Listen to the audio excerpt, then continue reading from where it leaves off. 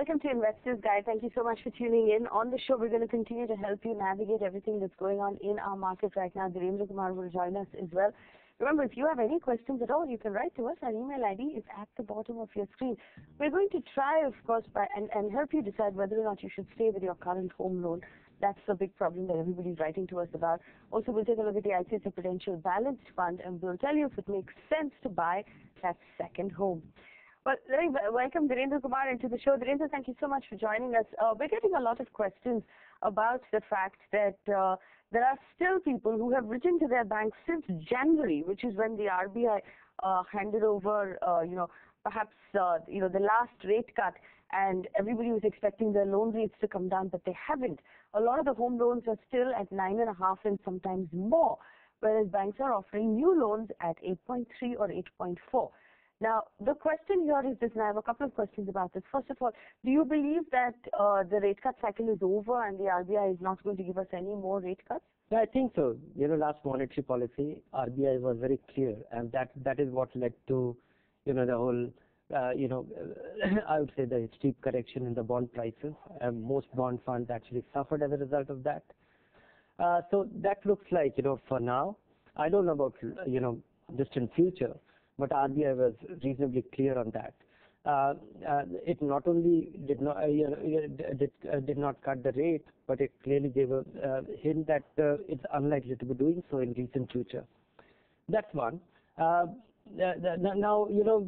how long it takes for it to translate into, lower rates for the borrowers or the home loan consumers, I don't know. But here's the other question. We've had customers write to us telling us that banks have been charging them. So, for example, if someone writes to a bank and gets in touch and says that, listen, why am I still on 9.5 or 10%? Why aren't you moving me down to 8.3 like everybody else? The justification is you are on the base rate and the new loans are being handed out at the MCLR.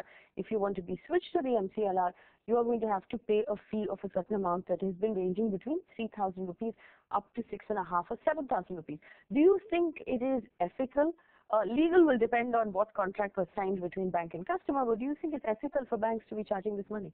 It definitely isn't ethical, and I think, there is always a huge difference between the, the letter and the spirit. They go by the letter, and the spirit is completely violated on most occasions.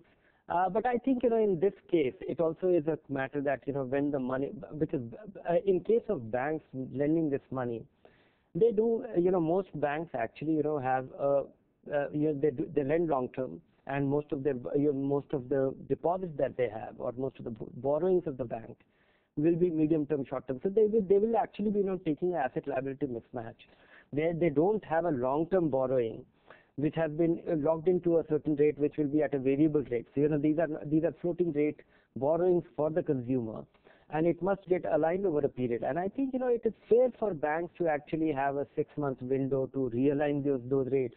But anything beyond that, and I think the method, I think at some point, there is absolutely no standardization of the process being followed by various banks. Everybody says that, prime lending rate is the reference, and it will be plus minus something. And that becomes the reference for all the lendings or the borrowings by the consumer. But also for the deposit rates, that becomes the reference. But we don't have a standardized prime lending rate. Every bank is very much within its liberty to decide it and change it over time, and which could be a function of what their cost of borrowing is, and that can and it has very little connect with the reality in terms of the changing rates. All that happens is the deposit rates do come down when it comes down. So I think RBI needs to really work towards standardization, not towards regulating it. And then the competitiveness of various banks will actually become transparent, that who is how far from that reference. In fact, what you should do if you find that your bank is charging you money right now to shift to a lower rate is to just shop around for another lender to refinance your loan. So move your loan from the lender or the bank that you're with right now to a different lender. And you'll find that the only charge you have to pay in this particular case is the processing fee of the new loan. Now, what's happening right now is that there's a fair amount of competition for your business. So there are banks who are willing to completely waive the processing fee or bring it down quite drastically. Then you compare what the processing fee of the new loan is in comparison to what your old loan is asking you to pay to move it downwards. And you will find that when you threaten to move your business elsewhere, a lot of times the banks are willing to waive off that charge as well. So what you need to be, like we said last week, is a really active, informed customer who's on top of the ball and who knows what your rights are. In this case, your right is better business and better ethics in terms of charges. Write to us if you have any more questions. Then the 30-year-old Akash Agarwal has written in. He's very young. He started investing, and his primary goal here is to build wealth over the long term. Now, he sent us his financial details, but first, I want to talk about this. We have a lot of young people whose only goal is to just become rich over the long term. Now, there are two ways to approach this. Either, like we keep saying, you have a specific goal with a specific time limit and a money amount. So he knows that in 10 years he wants to buy a house, so he's aiming for something and he's aiming for a target. Or is it okay to start off saying, I'm just investing to get rich over the long term? I think, it's also important to see that, different ways you can achieve that goal. And it largely depends. The path that you take largely depends on your temperament.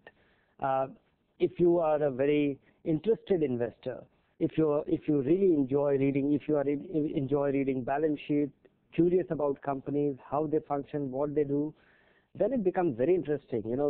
Think in terms of buying 25 stocks in your life over the next 5 years after a great deal of understanding and research, and then you will have another sense of accomplishment in terms of doing something very credible, and that's the way to build your own stock portfolio and be wealthy over time. You could well be the next Warren Buffett, and if and you are not chasing a target that itself frees you from a lot of forced thing that you'll have to do in terms of compliance of the risk. Of course, you have to manage your risk to be wealthy. That's one way of doing it. If you want to keep it very simple, then maybe 3 balance fund will also take you well on that course over a 30-year period with a disciplined investment. Likewise, I would say that a multi-cap fund or a micro-cap fund will also take you there, but you will have to be a little more watchful. So there are different paths of doing it, and but being minimal, keeping it simple, being in control, not having too many things, setting your rules, refining your rules as you travel on this course. I think those are more important things, and learning from your mistakes. And there will be a phase, there will be phase in the course of next 20, 30 years when you will have self-doubt, when you will become overconfident. You will think that it's not wise to be in balanced fund. Let's get into the micro caps as it looks right now. So staying on course, framing your path and sticking to it. I think those are, and the journey itself can be fairly engaging, rewarding, and quite satisfying. And you learn in the process. Discovering companies, discovering funds, understanding yourself, looking at the madness in the market, looking at the behavior of many kind of investors and what really works. That itself can be quite enriching. There's actually, the advice is very simple. Even if you don't have a goal, all you need to do is set of rules for yourself. So goals help us pick out rules. If you don't have a goal, then write down your rules, that you're going to keep it simple, that you're not going to overcomplicate, that you're not going to move it around too much, that you're actually going to pick funds that are good and for a purpose. So let's look at his funds. He has the SBI Blue Chip, the Birla Sun Life MIP2 Wealth 25, the Mirae Asset Emerging Blue Chip. We talked about this last week.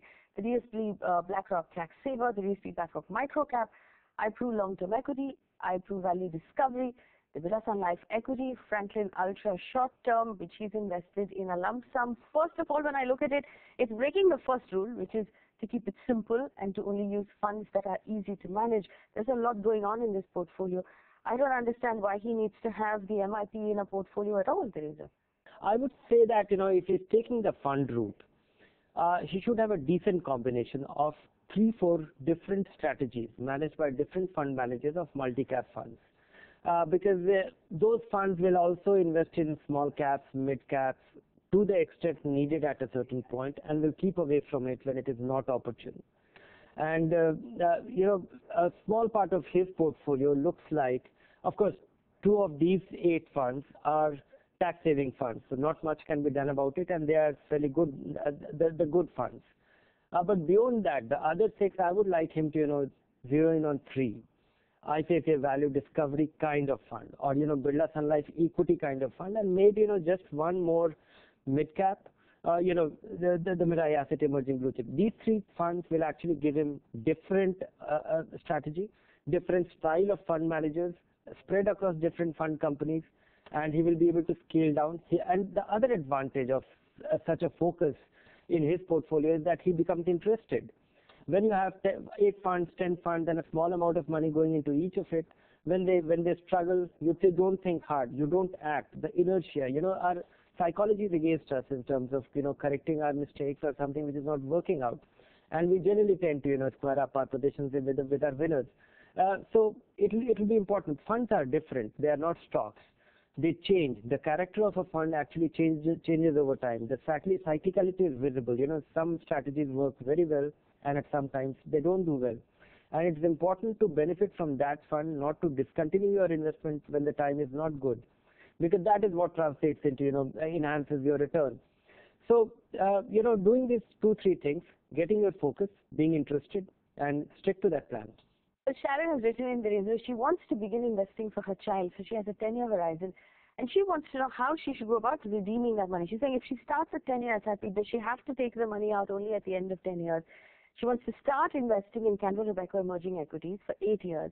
After 8 years, move the money to a debt fund in year 9, and then finally be able to take it out in year 10. Is that the right approach, Dhirendra? Would you recommend that? If 3 years before you need the money, you want all your money to be moved into fixed income, you can well start, look at the investment's worth at that particular point, divide it by 36, and give an instruction that you want that rupees worth of units be redeemed on a monthly basis. This is called systematic withdrawal plan. Also, there is no compulsion to take your money once your SIP is mature. A lot of people think that once you have done your SIP for 10 years, it's like a deposit, it matures, and you have to take your money back. Nothing like that. And in an equity fund, it is very tax efficient.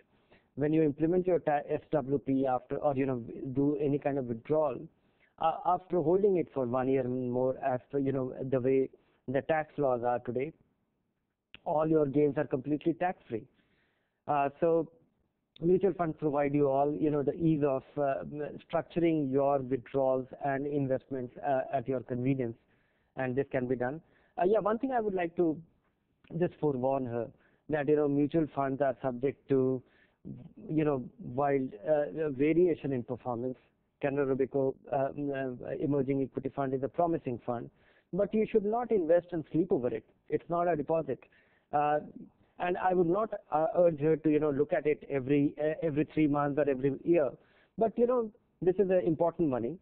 Review your investment. The reason why you find it an attractive fund, if you find those reasons still intact every 3 years, by all means continue. But any market-linked investment, you have to periodically review it. All right, so it's a good idea to continue to invest that way, but Dhirendra is making a very good point that any market-linked investment is not a fixed deposit. It's not going to give you constant returns. You have to review periodically, maybe twice a year or once a year, to see if the fund is still working for you. And if you feel that it's not working for you, you should be prepared to take your money out. And of course, we'll tell you on this show if it's time to take your money out of any of the funds. Now, before we go into break, remember, this is what we've learned. Have specific goals for your investments. If you don't have specific goals, then write down rules for your investments. Always keep it as simple as possible. And the fewer funds you have, the easier it is to manage. So it's time for our product review. We're looking at the ICICI Prudential Balanced Fund. Let's take a look at the numbers first, and then we'll come back and talk about it. Thanks, Faye. This week, we take a look at the ICICI Prudential Balanced Fund. With over 4 stars on value research and 7,000 crores of assets under management, the fund has had an impressive return over the long term. Let's quickly take a look at its performance over the last 5 years. The red line is the fund and the blue line its benchmark. You'll see that the fund has performed well in the bull and the bear phases of the market. In the year 2014, the fund gave a stellar performance with a return of 46%. The following year, when the benchmark was in the negative, the fund gave a return of 2%. And even in the last 1 year, the fund has had a good return when compared to its category and its benchmark. A quick peer comparison, shows that the fund has performed the best both in the short and the long term. In the last 1 year especially, the fund gave a return of 28% in comparison to the rest of the funds in a rising chart. So is this the fund that you should invest in? Let's find out. With that, it's back to you, Faye. But Dhirendra, Sridhar has written in. He says he's been investing in this balanced fund. He wants to know what is the difference between direct and regular in terms of the monthly dividend payout. Is there a difference if he picks either the direct option or the regular option? Should that make any difference into his dividend payout? Yes, it can make a difference because, generally speaking, it should not. And when you look at the direct plan and the regular plan, they actually perform exactly in the same way, except that the direct plan generates or gives little more return to the extent its expenses are lower. Because direct plan expenses are lower because they are not supposed to pay sales commission. They tend to be, higher by 0.5% to 1.25% in equity fund, depending on the way the fund is, spending money on selling the regular plans.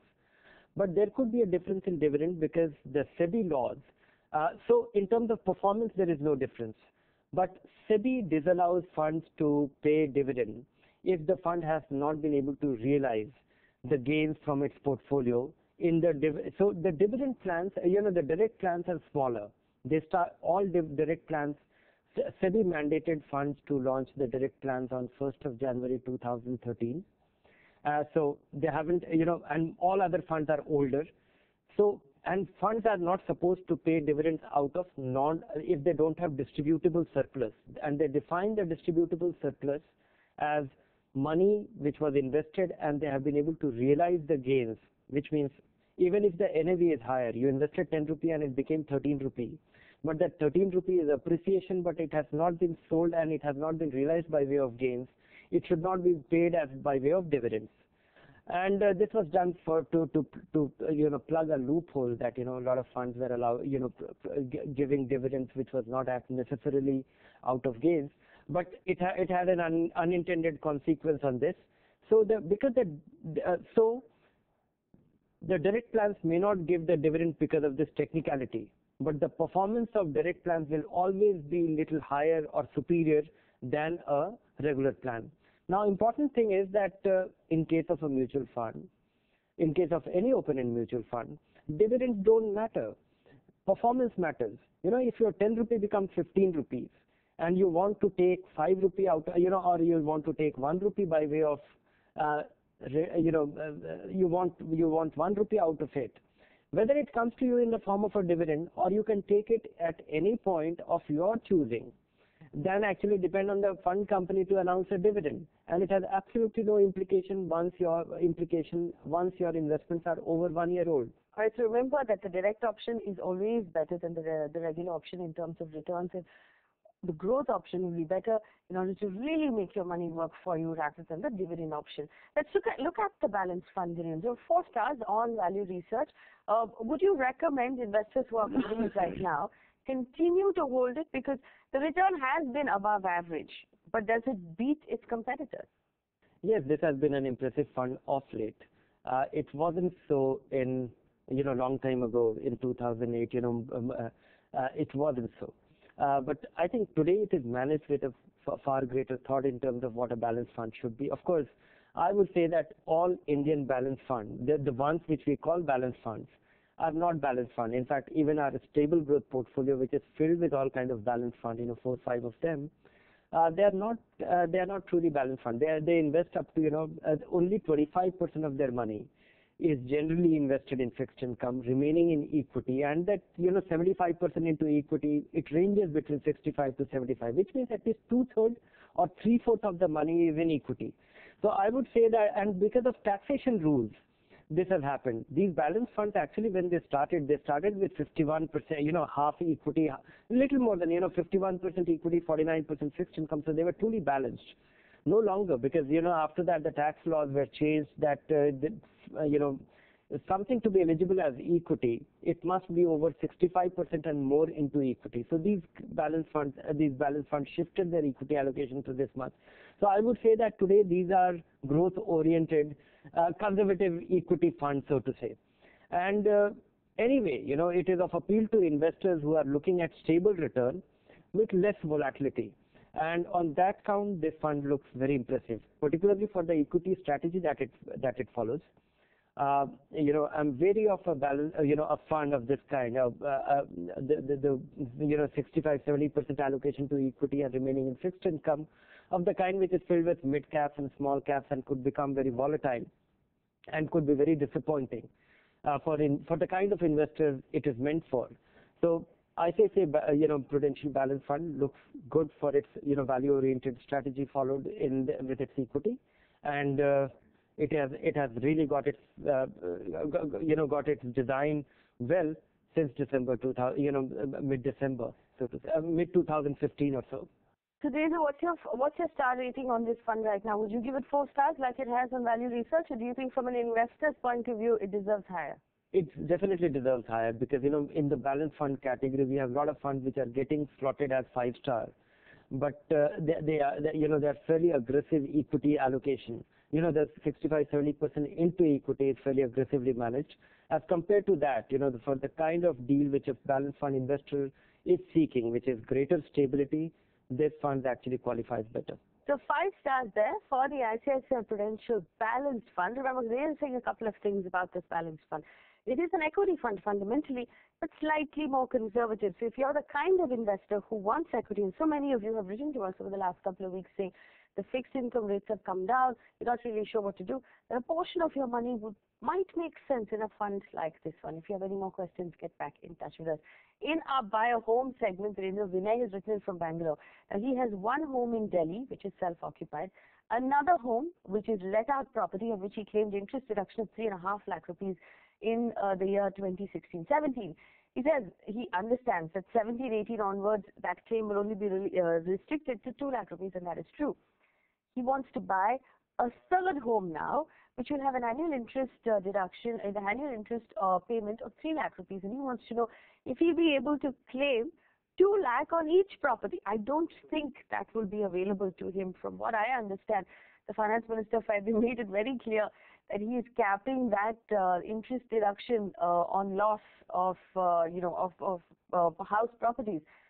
Do you recommend he buys a third house in this market? I don't know if he has some specialist knowledge, or if he's really able to buy some, is able to get a deal, and he's a value investor in housing. But generally speaking, for most common people, and more so as on borrowed money, I would urge anybody to definitely consider buying a home in which you are going to live in. And more so with the point that, you should definitely actively consider, even stretch to a point, if you are going to save the rent immediately. You buy a house, start living in it, and you start saving on the rent, which was an expense. Second house, third house, I'm very wary of that. Couple of reasons: the ticket size, and then the whole dynamics of transaction, the outlook of it, the number of variables on which it's dependent, the development, your ability to get it, and also trying to benefit. Looking at the past, last 10-15 years, we come across a lot of great stories that how people made money by way of land or a home, but past may not repeat exactly the way it happened. Things have changed. Also, real estate, the kind of houses, the way people approach houses today, your time cycle has changed. In 15-20 years time, the styling or the cost or the framework, the evaluation methodology has changed. It's also being sold as a lifestyle product. So things are very different. The ticket size, borrowing, and lack of liquidity when you need it, and you have great opportunities. With small amount of money, you can accumulate savings which can be realized and can potentially, and if you are disciplined enough, the way you are disciplined with real estate, if you would have held equity for this period of time, the key to it is compounding at a higher rate, and added liquidity and tax efficiency and convenience of an equity holding makes it far superior investment if investment is your goal. So I would urge everybody to not consider having second or third home as an investment. Dhirendra has always been very clear about the fact that second or third homes don't make a great investment. And we are in a tough market. Nobody can time this market. Nobody can tell you that this is the bottom and the prices won't go down any further. And if that's any consideration, that's what you should consider for someone who likes to buy real estate as much as you do. What will you do if you buy right now in the price and you're buying it as an investment? What will you do if you buy right now and the price slides even further in the year or so to come? You will feel like you've overpaid for that home. Now, on the other hand, if you were buying your first home to live in, then it makes sense to buy when you find something that suits your budget, that suits your family, that suits what you want. If it fits into your budget, then go ahead, drive a bargain and buy it. But if you're buying as an investment, this might not be the great time to do so. I would second what Dhirendra says and say look at equity instead. This is not a good time to currently invest in real estate. Before we wrap up the show, remember, hold on to the ICICI Prudential Balanced Fund. You've got 5 stars on our rating chart.